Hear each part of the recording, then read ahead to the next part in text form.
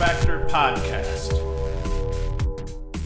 What is up, college lacrosse fans? You are watching another episode of the LaxFactor podcast, and we're going to do our second impossible to replace. And this time we're going to talk about Pat Spencer. I've already talked about him, and I feel like people, to a degree, may get sick of hearing about Pat Spencer. But some news that came out with his basketball playing career this week, I think, made it more relevant. And he was the second on my list anyway.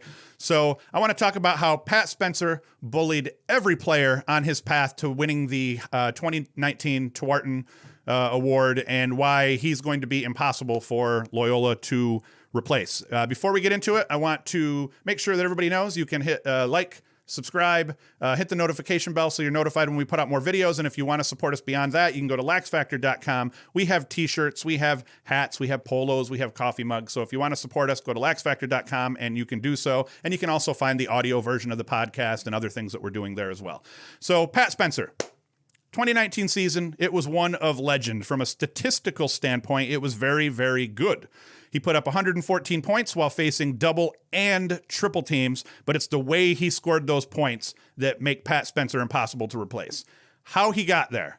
It was apparent Spencer, right off the bat, was a special lacrosse player. Freshman year, 37 goals, 52 assists, and 89 points over 18 games. And I had talked about this earlier in the season in an earlier podcast about how a Virginia assistant, I forget who it is, but now he's an assistant at Loyola. Spencer's freshman year, he was still at Virginia. He's playing against Spencer, and he said it right off the bat. First quarter, you could tell, holy crap, this freshman for Loyola is the best player on the lacrosse field. I think he went on to say Spencer scored 3 goals or something like that in that game. But from his freshman year, 89 points, that's pretty impressive. Sophomore year, drops, but he drops from 89 points to 83 points. His goal scoring went down to 28 goals, 9 less between freshman and sophomore year. Assists go up, 55. And the only reason he had less points was they played 2 less games, 16 games in 2017, that would have been. Yeah. His junior year, 35 and 59, 94 freaking points. And he had a great season. He was one of the Tewaaraton candidates going against Ben Reeves and Fields and a bunch of other guys. 17 games, 94 freaking points. And the only thing to note about his 2018 season, his junior season, was his shooting percentage went down a lot his junior year. The amount of added attention that Spencer got his junior season caused his shooting percentage to go down drastically. His shot selection was a little bit more off, and he was just forced really to play I still call a 35 and 59 guy nearly a 50-50 player. It's not quite, but when you see a guy putting up 35 goals and 59 assists, you can assume he's putting up those 24 or 5 more assists than goals simply because he's getting too much attention and he's having to feed a little bit more. His senior year, he works on his outside shot more than anything. And I'm not sure that he improved his outside shot more than anything. I'm sure he did. But I think the big thing that improved between his junior and senior year was he figured out how to deal with the pressure a little more effectively. He got stronger, bigger. I think between the ears, he got meaner and more aggressive. And he came back his senior year an animal. An absolute savage animal. He goes for 49 goals, 65 helpers, 114 points over 17 games. His shooting percentage improved from 28% his junior year to 35% over his senior year. He scores 3 game-winning goals. He has 2 man-up goals and 37 ground balls in 2019.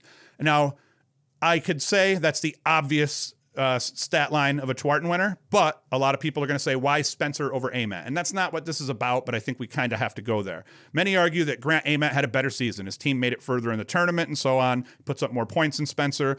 Again, it's the how that matters. And I said this all last year. It's how Pat Spencer dominated these games and put those points up that matter. Spencer was routinely double and triple teamed. Yes, he also faced his fair share of dodging against poles on the island, as was seen against Syracuse in the quarterfinals. The island is when a team is confident enough or in either their defense or their main defender's abilities, and instead of playing automatic help defense, we saw that a lot with Ben Reeves. Teams played automatic help defense when Ben Reeves got the ball in 2018.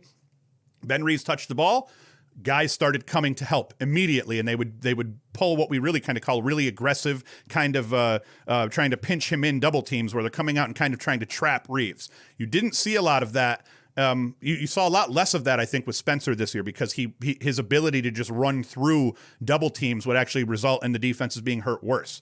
So Spencer did face a fair share of people on the island. Nick Mellon, Syracuse, quarterfinals. Mellon was on the island. He had nobody helping him, and it was by design. They figure, let Mellon make Spencer get his points, and Spencer got his points, and then let's kind of try to shut down and focus on the rest of the team. It worked really good for Syracuse in the first half of that game. The second half, as the other guys started getting beat and the defense started wearing down, that's where the wheels fell off for Cuse. But so yes, he definitely played his fair share of island lacrosse, but the difference, and it's not really the difference, he was doing it against All-Americans. I mean, Loyola's schedule is pretty tough, so almost every game that Spencer played that meant anything all year long, he's playing against Army twice, and Army has All-American polls and an All-American goalkeeper. He's playing against Syracuse and a first-team All-American and Nick Mellon, and he made Mellon look silly. And understand, a lacrosse coach doesn't look at Mellon's performance and just say, oh, Mellon looked silly. It was just a bad matchup, and but the scheme worked early on in the game. So where he is being guarded one-on-one and there is no help, so he gets to just get points, he's being guarded by an All-American. It's not like they're just, letting, like my Broome versus Onondaga days when I'm coaching Broome and, it didn't matter what you did. You pick your poison. Every player on that team could have put up 6 or 7 goals on us. So it's what Spencer did against these top defenders, I think, that differentiated him and made him the Tewaaraton winner over Amet. Number 2 defense, Army. 4 goals, 3 assists in their first meeting. Loyola win. Second meeting, it's interesting to note he has no goals and 1 assist in the second meeting in a Loyola loss. But, 4 goals, 3 assists against the number 2 defense in the country. The second time they faced them, that number 2 defense figured it out and shored things up. Number 6 defense, Lehigh. Hey, Lehigh, not a huge lacrosse name. They had a very good team last year. 5 goals, 6 assists in a Loyola rout over Lehigh. I mean, that's just crazy. And that's the number 6 defense in the country. Number 7, Duke. 1 goal, 2 assists in a loss to Duke. Not great, but you get double teamed and you're playing against Duke, who has a great defense. And Duke had 3 All-American long poles. Maybe not all 3 of them ended up being All-Americans, but they have 3 All-American caliber long poles on that team to play help defense against Spencer with. Number 8 defense, Holy Cross. Again, not a big team, but they play good defense. 3 goals, 8 assists. The number 15 defense, Syracuse, against All-American Nick Mellon. 3 goals, 6 assists in the NCAA tournament win over the Orange, and that's against a first-team All-American. I think Mellon's been an All-American the last 2 years. He may have even been an honorable mention All-American his sophomore year. Trashed on Syracuse and their defense. Number 20 defense, Virginia, 5 goals, 2 assists. That was at the beginning of the season before Virginia's defense was suspect early in the year. And in hindsight, I don't think it was suspect as much. It was aggressive, kind of all out, all over the place. And, it just took time to hone that in. But against Virginia at the beginning of the year, 5 goals, 2 assists. Insane what he did against, some of the best defenses and best defenders in the country. One of the most, and then Amet put up a boatload of points. If you compare the tapes, they do not look the same. Nothing against Grant Amet. The kid is filthy dirty, but when you watch the tapes, if you had to vote at the end of if you watch both of their highlight tapes, almost everybody is voting for Pat Spencer when you compare the work and you watch every goal, every assist, and you compare how they did it. Pat Spencer, he wins that every single time if you compare the tape. I don't even want to hear it from others about that. Pat Spencer deserved that Tewaaraton, no question, in 2019. It's one of the most physically dominant seasons by an offensive player in a long time. Not the most dominant. A handful of big guys, and I mean big guys, like big, strong, physically imposing attackmen, have won the award. Peter Baum of Colgate fame, he was sturdy. Dylan Malloy out of Brown, he wasn't a little guy. Matt Rambo was built like a fucking meatball. So, even 2018 Ben Reeves, he had a solid frame. He wasn't as physically imposing as like a Rambo or a Brown, but I mean, the guy's 6'3" and, almost 200 pounds. I mean, he was a strong, big kid, and Spencer's, built a lot more like Ben Reeves than some of these other guys. He was a man among boys. He faced double teams. He ran over them. He faces triple teams. He ran through them. He dodged around guys. He dodged through guys. He shot around guys. He shot through guys. He scored with no angle. He scores on dive plays, and not just dive plays like you see guys going Superman. He was diving shoulder high and dunking it backhanded. I think that was against Rutgers that he did that. So, and then he scores on BTBs. He feeds guys with BTBs.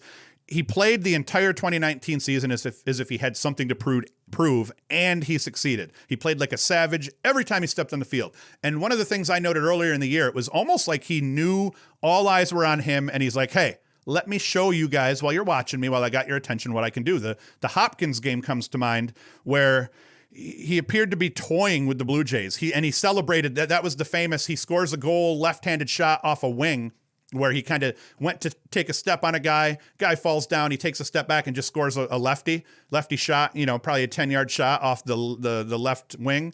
And then that was where he kind of turned around and did the "Are you not entertained" celebration that I love so much. But even against a team like Hopkins, in the old days, Hopkins, Cuse, Virginia, the Blue Bloods, they always had the best players on the field. Pat Spencer for Loyola, wherever they went, he was the best lacrosse player on the field. Fact. It is a fact. I watched Loyola's first couple of games. Right off the bat, I was a believer.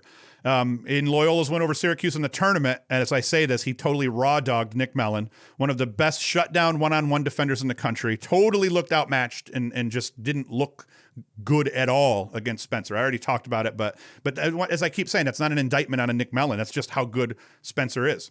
Then the reason this is relevant and why I wanted to talk about this one today, as opposed to, talking about a couple other guys and then getting to Spencer, because we've kind of burned Spencer out. He pulls the ultimate in power moves. And after winning the Tewaaraton, finishing his fourth season as an All-American, getting drafted, with options to play pro wherever he wants to play, he decides to play Division I basketball. Now, we've seen a lot of lacrosse players. Hogan played lacrosse at Penn State, goes on to play football for the Patriots. The whole myth of lacrosse players aren't, Division I lacrosse players are just lacrosse athletes in general aren't as athletic as other sports. That's not true. Spencer is proving that right now. But he didn't just go to Northwestern to play basketball and ride the pine. I don't know what kind of playing time he's going to get come season. This is still preseason, and they've only played one preseason game. But I was looking at the stats, and I don't have them in front of me, but I tried to commit them to memory. His stats against whatever crap team Northwestern routed in their first preseason game, he came off the bench. He gets, I don't know how many minutes. It was a fair amount of minutes, 18, 19 minutes. He goes 8 of 9 from the field, 1 of 2 from three-point land, and puts up 19 points. He was Northwestern's leading scorer in this game against this crap team, Cincy or Quincy or whoever the hell it was that they played. 19 points, 18 or 19 points off 8 of 9 shooting on the day. The only basket he missed was a three-pointer, and he had like 3 or 4 dunks, including a sick alley-oop that I saw in the highlights on Twitter. I'll probably play those. I'm kind of anti-highlight these days because we don't want our videos getting claimed, but I think that alley-oop highlight, I may have to play that. So the kid decides to play D1 basketball. Like, good Lord, baby Jesus. Is there anything else that he's going to decide in the end that he wants to kill it in? He's probably going to do it. And I say, please look out for those that get in Pat Spencer's way once he's in the real world and he's competing for jobs and women. You better hide your kids, hide your wife, keep your boss away from this guy. Pat Spencer is going to take all of your candy, or all of our candy, if we're not careful, because there's nothing this kid can't do. So in general, Loyola, they lose. Not only do they lose Pat Spencer, the best college lacrosse player in the country last season and one of the best college lacrosse players in the country over the last 4 years. They lose him, but they also lose Chase Scanlon. So what's that mean for Loyola moving forward? It's going to be rough next year. They're going to probably have to struggle a lot more in their conference to win it, but they're still capable of winning their conference. They're still capable of making it to the tournament. They picked up some good recruits. They've got a lot of really good players on that roster still. So Loyola, they're going to feel this pain of losing Pat Spencer. They're going to feel the pain of losing Chase Scanlon a little bit too. But make no mistake, they'll be okay. They're going to be okay. Loyola is going to be back. I think Loyola, you're going to see them be a power in the sport of lacrosse for many years to come, especially with the coaching staff and the facilities that they have down there and just being down there in the Baltimore area. But for sure, Pat Spencer, he's going to be impossible to replace. So they'll work around it and they'll make do without him, but he is impossible to replace. That is the end of this podcast. Another short one. I just got done with vacation here. So we'll talk about some other things later in the week, and we'll have, kind of more news stories that we'll cover. PLL adding a 7th team. That was interesting, albeit not all that exciting. I kind of expected they'd add a 7th or an 8th team. As always, be sure to like, subscribe, hit the notification bell so you're notified when we put out videos. You can go to LaxFactor.com, get yourself t-shirt, hats, polos, coffee mugs, whatever else. We got a bunch of crap there. You can find other things that we do there. You can get audio version of the podcast there. All sorts of good stuff. As always, thank you for watching, and who's out?